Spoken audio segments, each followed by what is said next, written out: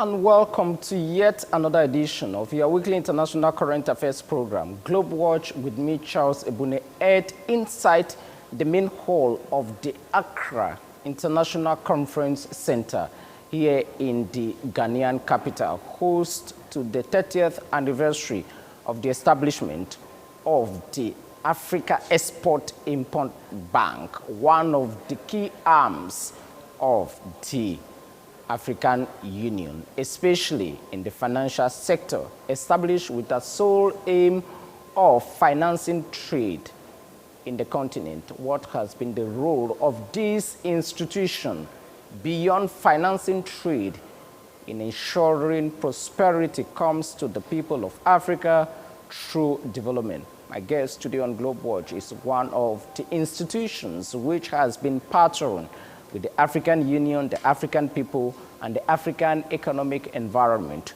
over the years, the United Nations Economic Commission for Africa. In a moment, the acting executive secretary is my guest.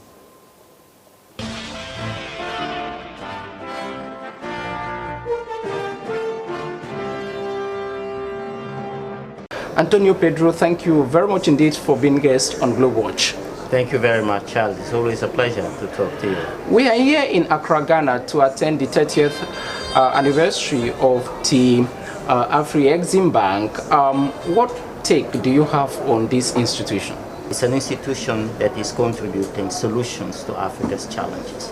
As it was reflected, for example, when Africa was facing problems in securing access to vaccines. Through the AVET platform, we were happy to collaborate with Afri-Exim Bank and other institutions to enable Africa to have access to those vaccines. Equally so, during or because of the Ukraine war, Africa could not have access to grains and fertilizers. The African Trade Exchange Platform, ATEX, equally a product of the collaboration of Afri-Exim Bank, enable Africa to have access to those solutions. So it's an institution that is helping the continent to go up in the value chain. We are working together to enable Africa to go up in the battery and electric vehicle value chain, more specifically by establishing the transboundary DRC-Zambia Special Economic Zone. This is a huge opportunity that will enable African countries to go from a market which is about $11 billion, which is the mining market value chain, to a market of production of battery precursors, which is $271 billion, 25 times more. And then after that, we are going to the production of batteries and electric vehicles. The electric vehicle market is going to be about $7.7 trillion by 2025 and $46 trillion by 2050. So those are the kinds of initiatives where Afri-Exim Bank is playing a leading role in making Africa a global competitive investment destination, in de-risking investments in Africa. As you know, for the past 30 years, as you have indicated, the Afri-Exim Bank has been one of the forerunners in championing the cause for trade on the continent. Yes. At the level of the United Nations Economic Commission for Africa, how do you see the Afri-Exim Bank as a champion of the African continental free trade area to have a common market of at least 1.5 billion people? Well, as it has been illustrated in several of the discussions we've had today. So first, for us to be able to trade, we need to produce. And one of the very important areas of work of the Afri-Exim Bank is indeed to enable us to trade more amongst ourselves by creating the platforms that can facilitate trade. ATEX is one of them.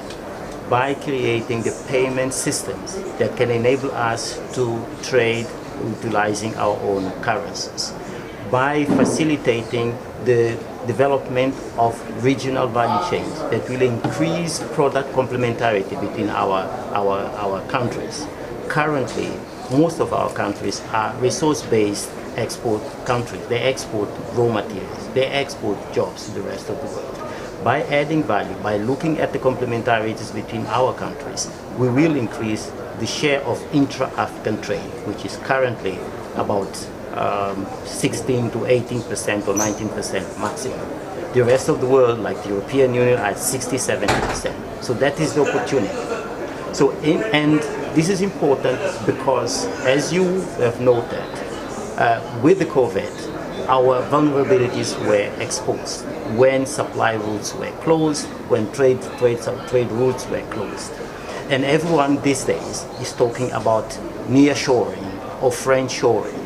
We should talk about Afri-shoring, meaning about us producing and trading internally in Africa. It's about us creating more endogenous growth. And the African Continental Free Trade Agreement is all about that. It's really a policy framework, a strategy, is a vision towards enhancing the share of intra-African trade. Okay. It's about removing the tariff and non-tariff barriers. Okay. Institutions like the African Bank are also working on the non-tariff barriers by facilitating infrastructure development, the linkages between our own economies, which currently are, because of the nature of our economies, which are outward export-oriented countries, most of our infrastructure is linking the hinterland of Africa with the ports to export outside of Africa. We need to have a grid of infrastructure that will facilitate more intra-African trade. Institutions like African Bank play that role. This year, Africa equally marks 60 years of African unity. And one of the key institutions which has been part of this march forward is the United Nations Economic Commission for Africa to help shape the prosperity on the continent. What have you been doing over the past 60 years to accompany African governments in realizing prosperity and economic opportunities? Think tanking, the convening, and the operational functions to, in close collaboration with African institutions, to support first the formulation of evidence-based analysis about development opportunities on the continent. Some of them have contributed to the formulation of frameworks, of visions, of strategies, like, for example, the African Mining Vision, which is a framework towards ensuring that we add more value to our resources. Is a framework that will enable resource-driven industrialization. We've equally played an important role in the formulation of the Program for Accelerated Industrial Development in Africa, PIDA, as well as a Program for Infrastructure Development of Africa. So most of the major blueprints of Africa's development, including on the blue economy, were part and parcel of the formulation as part of our think tanking function, as well as by bringing together relevant parties through our Conference of Ministers of Finance, Planning and Economic Development and other platforms, with a view to developing and adopting those frameworks. I am particularly proud of my time in Central Africa as the director of ECA Sub-Regional Office for Central Africa. When I arrived there in 2016, was immediately after the 2014 crisis, which was triggered by the drop in commodity prices, when it became obvious to everyone that the pathway to resolving some of those structural problems compounding the economies in Central Africa, which are, again, resource-driven, resource-dependent export countries, was to diversify the economies. So together with the member states and other institutions, the regional economic communities, CEMAC and ECAs in the region, we adopted the Douala Consensus on economic diversification through resource-driven and trade-induced industrialization. So this is just one of many other examples of processes in which during the 60 years, the United Nations Economic Commission played a role. So our technical advisory services, so the operational function, is now to take some of these blueprints towards implementation, together with the African Union Commission, or under the leadership of the African Union Commission, and now with the African CFTA Secretariat. we formulated about 30 national AFCFTA strategies. So basically, to enable the African Continental Free Trade Area agreement to work and benefit all African countries. So this is a process that involved extensive consultations in our member states with all the stakeholders, large and small enterprises, the private sector in general, governments and other institutions, with the view to identifying what are their challenges, what are their needs, with the view to making that sure that the CFTA work for them. So now we are supporting the implementation of those strategies. Okay. In close collaboration with other UN country teams and entities. In a moment, the interview will be coming to an end, but let me just speak on one or three issues.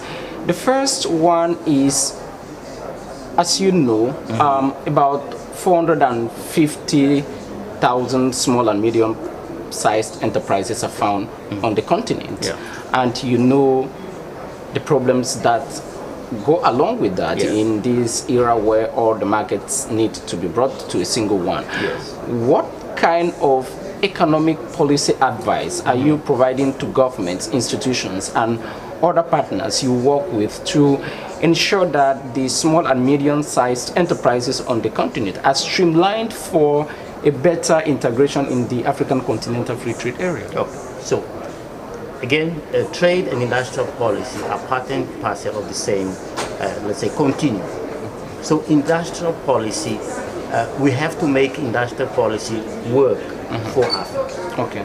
And in the instruments of operationalization of the industrial policy, we have what we call the local content policies. Okay. And we can utilize smart local content policies with the view to facilitating the emergence of globally competitive small and medium enterprises. This, as again, we can, as part of that industrial policy operationalization, we can utilize national suppliers development programs to make sure that we provide the necessary opportunities first for local small and medium enterprises to be part of the value chain by supplying relevant goods and services to the clusters, to the industrial clusters, to mega enterprises, to multinational companies that are operating in our country, so that we break those enclaves. In most cases, some of these multinational companies, they are enclaves without linkages to the local economy. So you utilize industrial policy instruments like local content policies with the view to ensure that those aspects are addressed. Okay.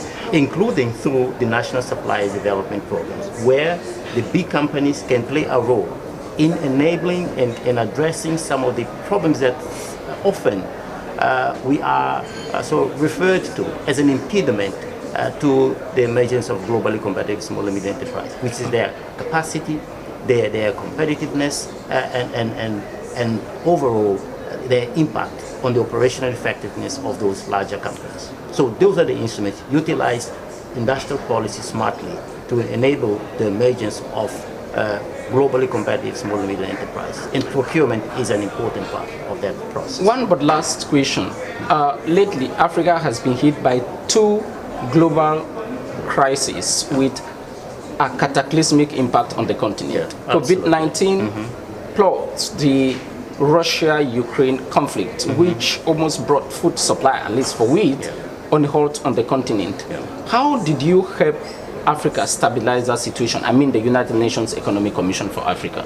Well, first, we are utilizing our think tank function.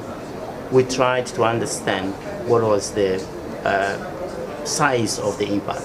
So evidence-based analysis, the socio-economic impacts of COVID-19. In the case of Central Africa, I mean, we're some of the first ones that basically came out with those assessments. And we came out to the conclusion that COVID-19 was a double jeopardy. Double jeopardy because, of course, all of those disruptions in supply routes and also in export opportunities shrunk considerable our country's fiscal space to be able to respond to the social needs, as well as to respond health, to the education, health, exactly, employment, exactly. Security. Yeah, exactly. So we were at the same time, of course, facing the health pandemic and its impacts. So that's first, let's say, jeopardy. And then the second one is that we didn't have the capacity to respond to it because we didn't have the fiscal space to do so. So that analysis was an important part of the understanding what the response should therefore be designed to respond. So, but we went beyond assessments, of course. One of the things that, as I said earlier, while celebrating the work of Afreximbank and our collaboration with them, is that we created the platforms to respond to that problem. ATEX and first AVAT, to enable Africa to access to those vaccines. But then COVID-19 equally demonstrated that in order to address our vulnerabilities, reduce our exposure to external shocks, it was important for us to develop our own productive capabilities. For example, the studies revealed that 90% or so of our pharmaceutical, medical goods and so on were imported. It means that we should then utilize that as an opportunity to produce those pharmaceutical goods and internally. Pharma initiative, which ECA was one of the leading partners, was part of that effort in recognizing the opportunity that existed to produce locally. And then, of course, then we went into creating, addressing the fiscal, the contraction that COVID has created.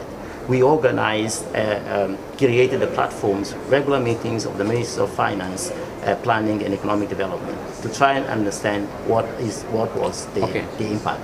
Some of the work that we are currently doing are aimed at reviewing the global financial architecture, stem from those days. Because everyone, whilst other countries which had much more fiscal space, they injected quantitative easing, they injected fiscal stimulus of different formats to help their respective economies to recover from the pandemic. That was a therapy in the US and the European Union. We didn't have that space. Immediately, we called for the debt suspension initiative with a view to allowing our countries more fiscal space. And at the G7. Exactly. And then we equally recognized at that time that the global financial architecture, as it is today, was not designed to respond effectively to the needs of our developing countries. So all of that work was part and parcel of our effort to try and help our member states to and also the same applies certainly, of course, of the impacts of the Ukraine war. As I said earlier, access to fertilizers, access to grains was disrupted. And we created the ATEX platform to facilitate that, and of course United Nations Economic Commission was part of a much global effort led by the Secretary General, which so culminated in the Black Sea initiative. Where Ukraine was allowed by Russia to ship the product to the rest of the world. So those are some of the initiatives in which we... Finally, in about 1 minute, you left Yaoundé, Cameroon, headed to Addis. Few months later, you became the acting executive secretary of the United Nations Economic Commission for Africa. How much of Cameroon is still in you, in Addis? Well, Cameroon was a very, very important duty station. I mentioned earlier, the formulation of the Douala Consensus on economic diversification was an important contribution towards addressing those structural problems affecting the region. I would argue that the same, if I may call it, remedy that was designed for Central Africa is today equally applicable to the rest of the continent. So that experience is enabling me in my current capacity into understanding the pathways to addressing these problems at the continental level. Okay. It is about ensuring that we go beyond resource extractivism, that we go beyond our current comparative advantages and put industrial policy at work to make sure that Africa develops a competitive advantage, utilizing its own initial endowments, such as natural resources, to build competitive advantages that go beyond the currency of those natural resources. In other words, it's about promoting sustainable development. It's about going from resources for infrastructure to resources for sustainable development. Okay. And so it was, I still have Cameroon in me, basically. And with that, we conclude the interview. The Acting Executive Secretary of the United Nations Economic Commission for Africa, Antonio Pedro, thank you very much for this interview from Accra here in Ghana. Thank you very much. You are welcome. Thank you. Thank you. Thank you. You are a human rights advocate, a former president, a former vice president. You are involved in the defense of so many causes. First, let me just hang on environmental issue, which you are a good friend to Brazilian President Luiz Inácio Lula da Silva. What are the key issues that dominate your mind as a former head of state today? Well, I had the opportunity to live in Brazil for more than 3 years during his previous government, when I was elected the head of the Amazon Cooperation Treaty Organization. Of course, I had the opportunity to talk with the different head of states at that time and to talk about the importance of the Amazon jungle, Amazon rainforest. Remember that 40% of South America is Amazon forest. 40%, it's a lot. And I said, if you exclude this part of the territory, you are not achieving all the goals that we must achieve, like communities, like countries. And also we have, because several people think that the Amazon rainforest is an empty space, and it's not true. We have more than 30 million people living there, more than 30 million, in the complete continental Amazon. And it's very important to take care of the needs of the people that live there. Of course, take care of the Amazon forest, take care of the vegetation, of the animals, but we cannot forget people living there, native people, and also people that came from different parts of the countries, and they are living there. They are making their lives and families there, and we have to take care of them. And of course, it is a paradox that in the forest, there's a lot of richness, also other kind of richness like oil and minerals. Then we have to be very careful about what we are doing there. And also remember that the extensive agriculture destroys the forest, and also we have to take care about it. And the cattle, if you raise a lot of cattle, destroy the forest. And it has to be with a lot of care what we are doing with the Amazon rainforest. Let's pick another area of your concern, defense of rights of the girl child, equality, women. What have you done over the years in this domain? Well, one of the main goals in my life is to improve quality of education. And I'm working a lot with teachers, because the teachers teach the kids, and they have to be very well prepared.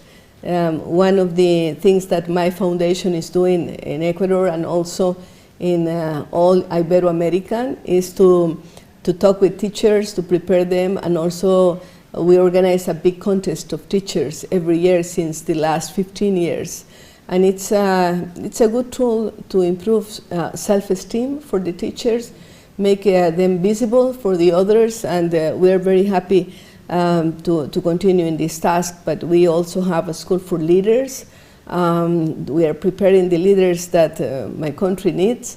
Maybe we can do something similar in other countries, and to work with young people is very stimulating because I have a lot of hope with the work with teenagers and young people. You were a vice president of your country before becoming head of state, and if my statistics are correct, you were head of state just for 2 days. Yeah, and previous that, I was Minister of Education, Absolutely. Culture and Sports. And sports. Yes, I suffer a cop de tat. Yeah.